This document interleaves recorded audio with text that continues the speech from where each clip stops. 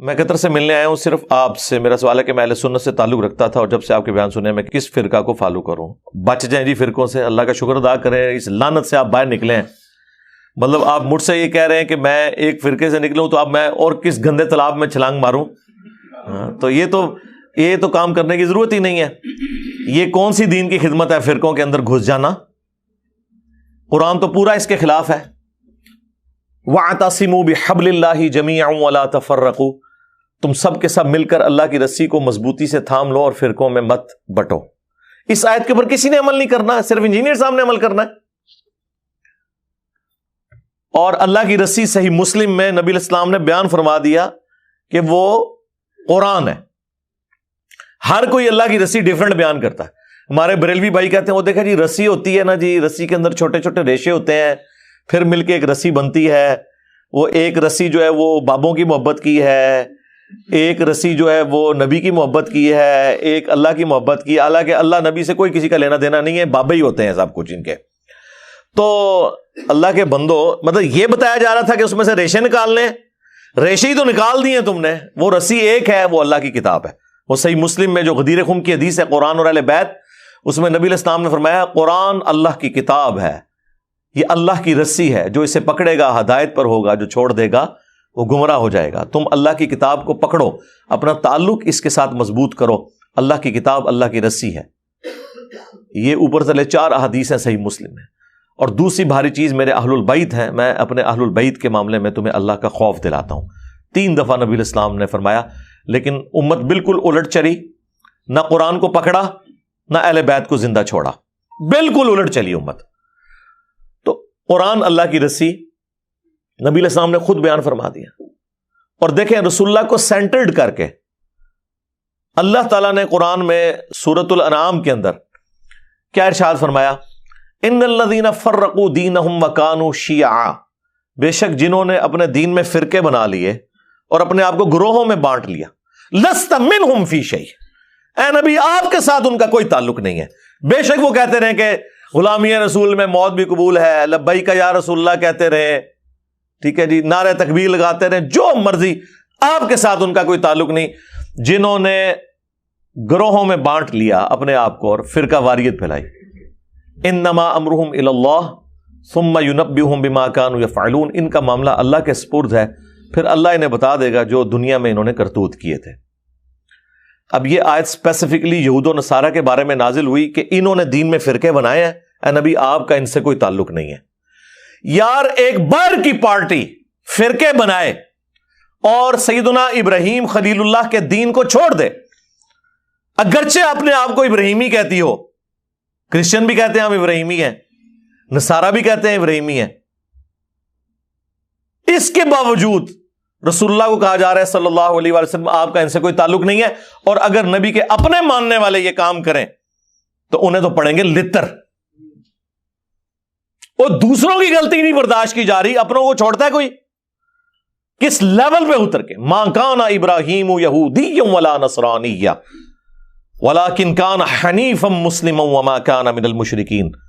اوے ابراہیم نہ تو یہودی تھے نہ نصرانی تھے, وہ تو سب سے ٹوٹ کر ایک اللہ کے ہو گئے تھے اور وہ مشرک نہیں تھے. یعنی وہ یہود و نصارہ دونوں کلیم کرتے تھے کہ ہم ابراہیمی ہیں. اللہ نے کیا فرمایا, نہ, ہاں یہ نہ بڑی امپورٹنٹ ہے, نہ سے سٹارٹ ہوا ہے. ما کان ابراہیم یہودی ولا نصرانی, نہیں تھے ابراہیم علیہ السلام نہ یہودی تھے نہ نصرانی تھے. ولیکن, یہ اردو میں بھی آتا ہے لیکن, ولیکن کان حنیفا مسلما وما کان من المشرکین. حنیفہ تھے, سب سے ٹوٹ کر ایک اللہ کے ہو جانے والے, اور مسلم تھے, سنی شیعہ نہیں تھے. ہاں, اور ایک اللہ کے ماننے والے تھے, مشرک نہیں تھے. آج بھی ابراہیمی وہ ہوگا جو ابراہیم علیہ السلام کے طریقے پہ ہوگا, سب سے ٹوٹ کر ایک اللہ کا ہو جانے والا, تابع فرمان. اور پھر اللہ تعالیٰ حضرت ابراہیم کو کتنا آن کرتے ہیں قرآن میں, ملت ابیکم ابراہیم هو سماکم المسلمین من قبل وفی ھذا پیروی کرو ابراہیم کی ملت کی جس نے تمہارا نام مسلم رکھ دیا تھا من قبل، اس قرآن کے نزول سے پہلے، وفی ھذا، اور اس کتاب میں ہم نے بھی تمہارا نام مسلم رکھ دیا ہے۔ اب اس سے زیادہ آپ کو کیسے سمجھایا جائے؟ باقی جتنی جگہیں آتی ہیں نا وہاں پہ یہ فرقہ باز جو ہے نا مسلم کا جو ترجمہ ہے نا وہ اس اعتبار سے کرتے ہیں کہ وہ اس کی تفصیلات میں پڑ جاتے ہیں۔ ہم کہتے ہیں نا قرآن میں ہے یا ایھا الذین آمنوا اتقوا اللہ، یا ایھا الذین آمنوا اتقوا اللہ حق تقاتہ ولا تموتن الا وانتم مسلمون، اے اہل ایمان اللہ کا تقوی اختیار کرو جیسا کہ تقوی اختیار کرنے کا حق ہے، اور تمہیں موت نہ آئے مگر اس حال میں کہ تم مسلم مرنا۔ تو وہ کہتے ہیں یہاں مسلم سے مراد ہے اللہ کے تابع فرمان ہو کر، یعنی اللہ کے سامنے سر تسلیم خم کرتے ہوئے مرنا۔ لیکن مرنا بریلوی، مرنا دیوبندی، مرنا اہل حدیث، مرنا شیعہ، لیکن پکے شیعہ ہو کے مرنا، پکے سنی ہو کے مرنا۔ مسلم کا مطلب ہے تابع فرمان ہو کر۔ اب مجھے بتائیں تابع فرمان اللہ اور اس کے رسول عز وجل و صلی اللہ علیہ وآلہ وسلم کا وہ ہوگا جو ان کا کہنا مان رہا ہے، یا وہ ہوگا جو بالکل الٹ چل رہا ہے؟ جو کہنا مان رہا ہے وَاعْتَصِمُوا بِحَبْلِ اللَّهِ جَمِيعًا وَلَا تَفَرَّقُوا، وہ کہتے ہیں نہیں جی وہ تو حدیث میں آیا کہ 73 فرقے ہو جائیں گے۔ جی حدیث میں آیا کہ 73 ہو جائیں گے، لیکن یہ تو نہیں کہا کہ بڑھاؤ۔ یہ دو الگ چیزیں ہیں۔ غیبی خبر کو انہوں نے عقیدہ بنا لیا۔ وہ تو سر صحیح مسلم میں آیا ہے کہ قرب قیامت میں عورتیں ایسا لباس پہنیں گی گویا کہ ننگی نظر آئیں گی، یا تو وہ چست لباس ہوگا یا باریک ہوگا۔ تو اس کا کیا مطلب ہے کہ نبی علیہ السلام نے ہمیں یہ حکم دیا ہے کہ اپنی عورتوں کو ننگا لباس پہنانا ہے، یا یہ مطلب ہے کہ ایسا ہوگا تم نے نہیں کرنا؟ تو سرکار اس کو جوڑ لیں ادھر جو ابو داؤد کے اندر حدیث ہے۔ ترمذی والی سند کے اوپر کلام ہے وہ جو 73 فرقوں والی ہے، لیکن ابو داؤد والی سند جو ہے وہ مضبوط ہے کہ میری امت کے 72 فرقے جہنم میں جائیں گے اور صرف ایک جنت میں جائے گا، اور وہ نبی علیہ السلام نے اسے فرقہ نہیں فرمایا، فرمایا ہی الجماع، وہ ہوگی جماعت، مین سٹریم کی امت۔ اور فرق عربی میں کہتے ہیں ٹوٹ کے الگ ہونے کو۔ ایک درخت سے جب پتا ٹوٹتا ہے نا تو اس پتے کو کہا جاتا ہے یہ فرق ہو گیا اس سے۔ پتا نہیں کہہ سکتا یہ درخت بھی ایک فرقہ ہے اور میں بھی ایک فرقہ ہوں، سمجھ آئی؟ تو اسلام ایک درخت تھا، نبی علیہ السلام کے مبارک زمانے میں صحابہ اہل بیت ایک گروہ تھے، کوئی فرقے نہیں تھا۔ جب ان سے ٹوٹ کے لوگ الگ ہوئے، 72 پتے ٹوٹ گئے، اب وہ 72 یہ کہیں گے کہ اس درخت کو ملا کے ہم ٹوٹل 73 فرقے ہیں، یا یہ کہا جائے گا کہ یہ 72 فرق ہیں، وہ اصل ہے۔ اسی لیے میرا چیلنج ہے کسی حدیث میں اس جنتی گروہ کو فرقہ نہیں کہا گیا۔ وہ ٹیکنیکلی غلط ہے، وہ فرقہ ہو ہی نہیں سکتا۔ جس سے ٹوٹ کے چیز الگ ہو وہ فرقہ ہوتی ہے، اصل چیز تو اپنی جگہ موجود ہے، سمجھ آئی؟ اس کو آپ فرقہ کیسے کہہ سکتے ہیں؟ یہ لنگوسٹک میں ہی غلط سٹیٹمنٹ ہو جائے گی۔ اس کے لیے لفظ ہے طائفہ منصورہ، بخاری مسلم دونوں میں حدیث ہے، میری امت کا ایک گروہ قیامت تک حق پر قائم رہے گا، اور کوئی نقصان پہنچانے والا انہیں نقصان نہیں پہنچا سکے گا، وہ حق پر قائم رہیں گے یہاں تک کہ قیامت کی صبح ہو جائے۔ اور امام بخاری نے پتہ ہے اس حدیث کے اوپر کیا باب باندھا ہے؟ ہوا اہل العلم، اس سے مراد وہ لوگ ہیں جو علم والے ہیں۔ انہوں نے نہیں کہا کہ اس سے مراد بریلوی، دیوبندی، وہابی، شیعہ، سنی ہے، اہل علم ہے۔ بعض جہادی تنظیمیں اس کی ایک طریق سے اٹھاتی تھی کہ قیامت تک وہ قتال کرتا رہے گا حق کی خاطر، اور وہ ہمارے مال سے، ہمارے بچوں کی جانوں سے کھیلتے رہے۔ آج وہ FATF کی تلوار میں آ گئے ہیں، اور اب ہماری اسٹیبلشمنٹ اور ہمارے اداروں کو بھی ہوش آئی کہ یہ تو ہمارے بچوں کو ہی مار رہے ہیں۔ تو ہم نے تو 2013 میں ہی کہہ دیا تھا کہ یہ تانوں لمحہ پان گئے۔ اس ٹائم ہماری باتیں انہیں بری لگتی تھی، اب تو کہتے ہیں انجینئر صاحب آپ ٹھیک کہتے تھے۔ تو یہ جہادی تنظیمیں اس حدیث کو جی وہ قتال کر رہے ہیں، لیکن امام بخاری نے ان کا سارا فہم ہی الٹ دیا. انہوں نے اوپر باب باندھا ہوا اہل العلم، یعنی اس سے مراد علمی قتال کرنے والے لوگ ہیں. ہم اس قتال کے مخالف نہیں ہیں، آرمڈ کنفلکٹ کے مخالف نہیں ہیں، لیکن یہ کون سا آرمڈ کنفلکٹ ہے کہ ایک مسلمان دوسرے کو مار رہا ہے فرقے کی بنیاد پہ، لسانیت کی بنیاد کے اوپر، عقیدے کے اختلاف کی بنیاد کے اوپر؟ یہ کون سا اسلام ہے؟ ایون کسی غیر مسلم کی جان بھی نہیں لی جا سکتی ناحق. تو یہ علمی قتال ہے، اس میں وہ والا قتال بھی آ جائے گا جو اسلام کا سمم بونم ہے، ہائیسٹ گڈ ہے، اور علمی قتال. اور یقین مانے پاکستان کو اس وقت علمی قتال کی ضرورت ہے، اس تطہیر کی ضرورت ہے. جو آج آپ کو لوگ بتا رہے ہیں جی کاؤنٹر نیریٹو کریں، جی نیریٹو آپ نے بنایا تھا، کاؤنٹر نیریٹو ہم کریں. ہم تو کر رہے ہیں، اس وقت سے کر رہے ہیں جب آپ وہ والا نیریٹو بنا رہے تھے. ہم اس وقت سے آپ کو کاؤنٹر کر رہے ہیں. آپ ہماری جگہ پہ آگے کھڑے ہو گئے ہیں. اب آپ کو اندازہ ہوا ہے کہ ایک عام بندے کے ہاتھ میں اسلحہ دینے کا کیا نقصان ہوتا ہے، وہ آپ کے سامنے ہے. یہ صرف فوج کا، پولیس کا کام ہے. پولیس کا کام ہے with in country rate of the government کو اسٹیبلش کرنا، اور بارڈرز کے اوپر فوج کا کام ہے کہ وہ اسٹیبلش کرے. اور سیاست میں دونوں کا کوئی دخل نہیں ہے. اور کسی نان اسٹیٹ ایکٹر کو اجازت نہیں ہونی چاہیے کہ وہ اپنی پارٹی اور جتھا بنا کے تو غنڈہ گردی شروع کرتے ہیں. وہی دیکھ لیں جو جہادی انہوں نے پالے ہوئے تھے نا، آج یہ جتنے جیب تراش ہیں نا اور اغوا برائے تاوان کر رہے ہیں اسلحے کے زور کے اوپر، یہ زیادہ تر وہی جہادی تنظیموں کے لوگ ہیں، کیونکہ بے روزگار ہو گئے نا. پہلے بھی ہمیں مار رہے تھے، اب بھی ہمیں مار رہے ہیں. تو یہ فرقہ واریت اسلام میں حرام ہے. لہذا کسی حدیث میں نہیں آیا کہ فرقے بناؤ. وہ تو کہا گیا کہ فرقوں میں بٹ جائے گی، تم نے یہ حرکت نہیں کرنی. یہ ہمیں ڈرایا گیا تھا کہ وہ 73 میں بٹ جائے گی اور 72 فرقے ہوں گے اور ایک گروہ قیامت تک حق پہ قائم رہے گا. اب وہ مجھے بتائیں، وہ گروہ نبی الاسلام کے زمانے میں آپ صلی اللہ علیہ وآلہ وسلم، آپ کے اہل البیت اور صحابہ تھے، اور آج بھی وہ ہوگا جو اللہ رسول صحابہ اور اہل بیت کی بات کر رہا ہے، اور خالی بات نہیں، ان کی تعلیمات کو لے کے چل رہا ہے. اپنے بابوں کی بجائے رسول اللہ کے قدموں میں امت کو لے کے جا رہا ہے. جو ہم عرض کرتے ہیں کہ میرے نبی سا ہے ہی کوئی نہیں، تیرے بابے تھے شاہی کوئی نہیں. ہاں، کیونکہ تو بابوں کے پیچھے چل رہا ہے.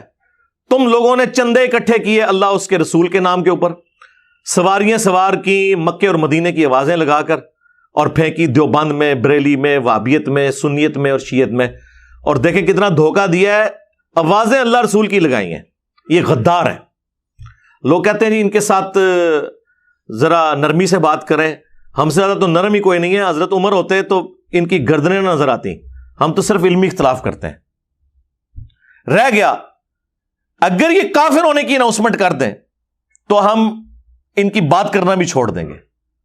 ٹھیک ہے، مر جائیں کفر کی موت. لیکن اگر آپ اسلام میں رہتے ہوئے نام لوگے اللہ اور اس کے رسول کا تو آپ ہو غدار. تو غداروں کو تو ہم نہیں چھوڑیں گے.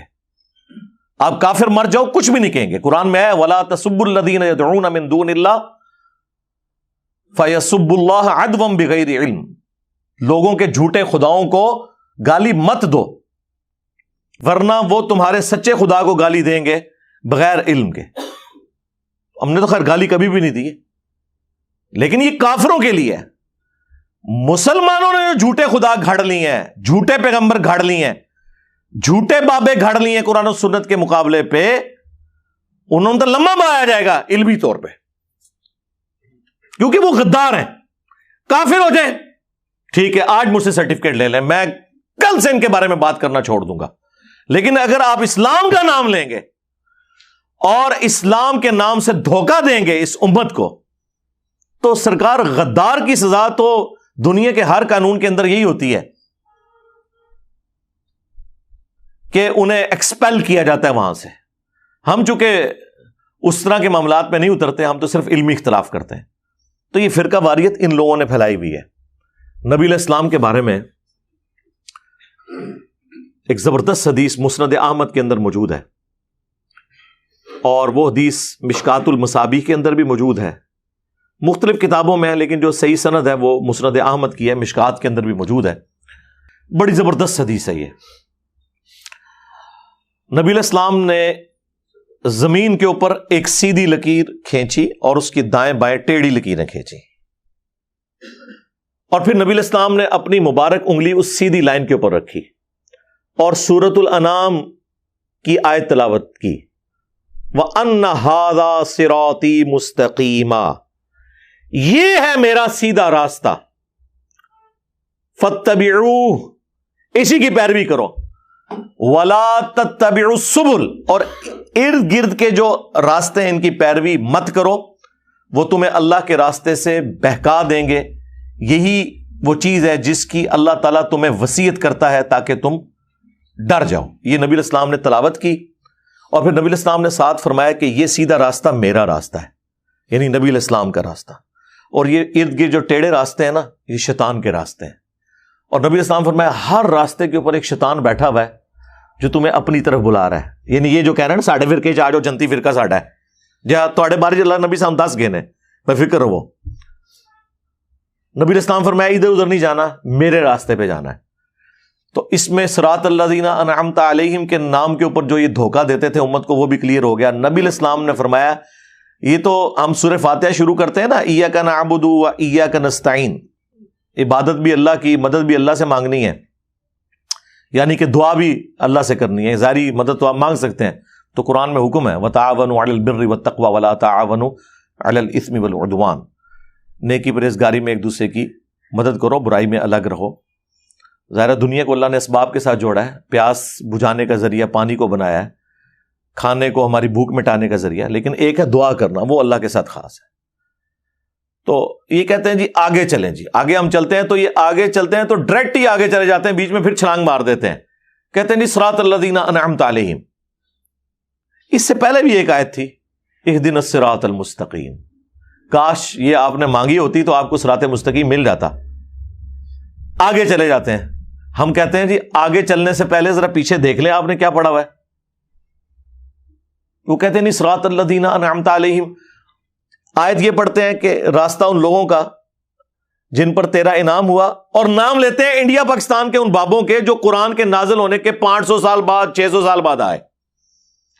یار ان کے تو باپ دادا کیا پردادے لکڑ دادے پیدا بھی نہیں ہوئے تھے، قرآن نازل ہوا تھا، تو یہ بیچ میں کہاں سے آ گئے؟ قرآن تو صراط الذین انعمت علیہم انہی کو جانتا ہے نا کہ جنہیں قرآن کہہ رہا ہے من النبیین والصدیقین والشہداء والصالحین، سورۃ النساء کے اندر، اور ڈیفینیٹلی کون؟ انبیاء اکرام، صحابہ اکرام اور اہل بیت۔ بعد میں تو ہر فرقے کا اپنا باب ہے۔ بریلویوں کے جو صراط الذین انعمت علیہم ہیں وہ دیوبندیوں کے نزدیک مشرک ہیں، اور دیوبندیوں کے جو صراط الذین انعمت علیہم ہیں وہ بریلویوں کے نزدیک گستاخ رسول ہیں۔ سامو بڑے بڑے صراط الذین انعمت علیہم، اور ہمارے صراط الذین انعمت علیہم وہ ہیں جنہیں سارے مانتے ہیں، یعنی نبی علیہ السلام، اہل بیت اور صحابہ اکرام علیہم رضوان و علیہم السلام اجمعین۔ ٹھیک ہے، تو پیچھے آپ پڑھ کے دیکھیں اہدنا الصراط المستقیم، اے اللہ ہمیں چلا سیدھے راستے پر، راستوں پر نہیں۔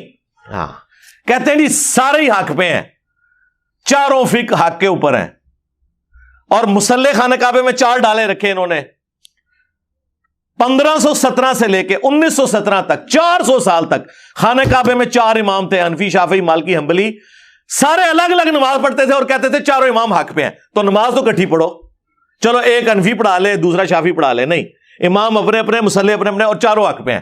کیوں دھوکھا دے رہے ہو؟ کہاڑیاں بند کرو۔ گورا اسی لیے تو آپ کا مذاق اڑاتا ہے، یہ تو سعودی حکومت نے آ کے اٹھائے ہیں یہ مسلح، اس پہ میری تفصیلی ویڈیو ریکارڈ ہے۔ 400 سال تک انہوں نے کعبے کو بھی فرقوں میں ڈیوائیڈ کیا ہوا تھا، تو کہاں سے سارے حق پہ ہیں؟ بلکہ سنن ابن ماجہ میں ایک روایت جو ہے نا، یہی والی حدیث، اس میں تو نبی علیہ السلام نے 2 لکیریں دائیں کھینچی اور 2 لکیریں بائیں کھینچی، اور آپ فرمایا یہ چاروں شیطان کے راستے ہیں۔ ہائے ہائے ہائے، ایک کہتے چاروں حق پہ ہیں، حضور نے کہا چاروں شیطانی راستے ہیں، اور بیچ میں میرے والا راستہ ہے۔ منو تو لگ رہا ہے تو ہم نہیں کہہ کے گئے نا، اور اس میں اماموں کا قصور نہیں ہے، ذہن میں رکھیے گا۔ آج ہم کرسچینٹی کو جب کنڈیم کرتے ہیں نا، ہمیں وسوسہ بھی نہیں آتا کہ نعوذ باللہ ہم عیسیٰ ابن مریم کی توہین کر رہے ہیں۔ ہم ایک لمحے کے لیے بھی ان کی توہین کریں تو یہ توہین اسی طریقے سے ہے جس طرح ہم اپنے پیغمبر کی کر رہے ہیں، نعوذ باللہ من ذالک۔ اسی طریقے سے جب ہم حنفی، شافعی، مالکی، حنبلی فرقوں کو کنڈیم کرتے ہیں، سنی شیعہ فرقوں کو کنڈیم کرتے ہیں، تو اس سے مراد وہ بزرگ نہیں جن کی طرف انہوں نے اپنے آپ کو منسوب کیا ہوا ہے، وہ تو اس چیز سے بری ہیں، ان کا کیا لینا دینا ان کے ساتھ؟ انہوں نے ان کے ناموں کو بیچا ہے، اور جو اللہ رسول کے ناموں کو بیچ سکتے ہیں تو باقی امام تو شاہی کوئی نہیں ان کے نزدیک، ان کو تو وہ سیل پہ لگا کے بیچیں گے۔ جنہوں نے اللہ رسول کے نام بیچ کے کھائے ہیں ان کے لیے امام حنیفہ، امام شافعی، امام مالک، امام احمد حنبل رحمہم اللہ اجمعین ورضی اللہ عنہم اجمعین وعلیہم السلام اجمعین کے ناموں کو بیچنا کوئی مسئلہ ہے ان کے لیے؟ ان کے ساتھ کیا کچھ انہوں نے منسوب کیا ہوا ہے؟ تو نبی علیہ السلام فرمایا یہ میرا راستہ ہے، جو درمیان والا راستہ ہے، یہ ارد گرد شیطان کے راستے ہیں اور شیطان اپنی طرف بلا رہا ہے۔ تو اہدنا الصراط المستقیم کی تشریح میں نے مسند احمد اور مشکات سے بیان کر دی کہ نبی علیہ السلام نے کہا وہ میرا راستہ ہے۔ اب آپ پڑھیں صراط الذین انعمت علیہم، راستہ ان لوگوں کا جن پر تیرا انعام ہوا، ان لوگوں کے راستے نہیں، راستہ۔ تو راستہ کون سا ہے؟ نبی علیہ السلام کا۔ اس کا مطلب ہے یہ کہ جس طرح اللہ نے اپنے نبی علیہ السلام کے ذریعے امت کو ہدایت دی، ایک راستہ بتایا، اور اس کے اوپر صحابہ کرام اور اہل بیت چل کر کامیاب ہوئے، اس طرح ہمیں بھی اسی راستے پہ چلنے کی توفیق دے۔ صراط الذین انعمت علیہم کا مطلب یہ ہے، ورنہ تو ہوتا کہ بزرگوں کے راستوں پہ چلنے کی توفیق دے، نہیں، بزرگوں کا راستہ۔ کون سے بزرگوں کا راستہ؟ جو اپنے نبی کے وفادار تھے، غداروں کا نہیں کہ چندے کھاتے رہے اللہ اور اس کے رسول کے نام کے اوپر، ان کا نہیں۔ تو نبی کا راستہ تو سرکار وہی بتا رہا ہے آپ کو جو دلیری سے یہ کلمہ حق بلند کر رہا ہے کہ میرے نبی سا ہے ہی کوئی نہیں، تیرے بابے تے شاہی کوئی نہیں۔ یعنی اس سے مراد ہے رسول اللہ کے مقابلے پہ، ہمارے مقابلے پہ نہیں۔ آپ کو کہتے نہیں ہے جی وہ جی کوئی بڑے سے بڑا بزرگ بھی ہو، ایک صحابی کے گھوڑے کے قدموں کی خاک جو اس کے نتنوں میں بیٹھتی ہے اس کے برابر نہیں ہے۔ خود تو اپنے بزرگوں کو اس طرح ذلیل کرتے ہو، اس کے مقابلے پہ بابے تے شاہی نہیں، یہ تو بہت چھوٹا جملہ ہے۔ آئے نا داڑھ تھلے، کہنا تو چاہیے کہ تواڈے بابے جڑے نا گھوڑیاں دی خاک دے برابر بھی نہیں، خود تو یہ بتا رہے ہوتے ہیں۔ وہ کہتے ہیں نہیں، وہ ہم کہہ رہے ہوتے ہیں صحابہ کے مقابلے پہ۔ تو سرکار ہم بھی آپ کے بابوں کو رسول اللہ کے مقابلے پہ کہہ رہے ہیں، اپنے مقابلے پہ تو کہہ ہی نہیں رہے۔ ویسے تو اپنے مقابلے میں بھی کہے تو کوئی اتنی غلط بات نہ ہو جو کچھ ہو چکا ہے بابوں کے ساتھ۔ صدیوں میں آپ لوگوں نے جو عزتیں ویل کی تھی، 14 سال مٹی پلیت ہو گئی ہے، جو جھوٹ کی عمارتیں آپ نے کھڑی کی ہوئی تھی۔ تو الحمدللہ فرقہ واریت کے خلاف آواز یہاں سے بلند ہو رہی ہے، اور اسلام میں فرقوں کی کوئی اجازت نہیں ہے، لہذا ہمیں یہ اس طرح کی پرچیاں نہ لکھ کے بھیجا کریں کہ جی ہمیں فرقہ بتائیں کون سا ہے۔ آپ یہ دعا کیا کریں کہ ہمیں اللہ اور اس کے محبوب صلی اللہ علیہ وآلہ وسلم کی تعلیمات کے مطابق اے اللہ زندہ رکھنا، اسی پہ موت دینا۔ آمین۔ صلو علی محمد وآل محمد، اللہم صلی علی محمد وعلی آل محمد واصحاب محمد وازواج محمد اجمعین الی یوم الدین، آمین۔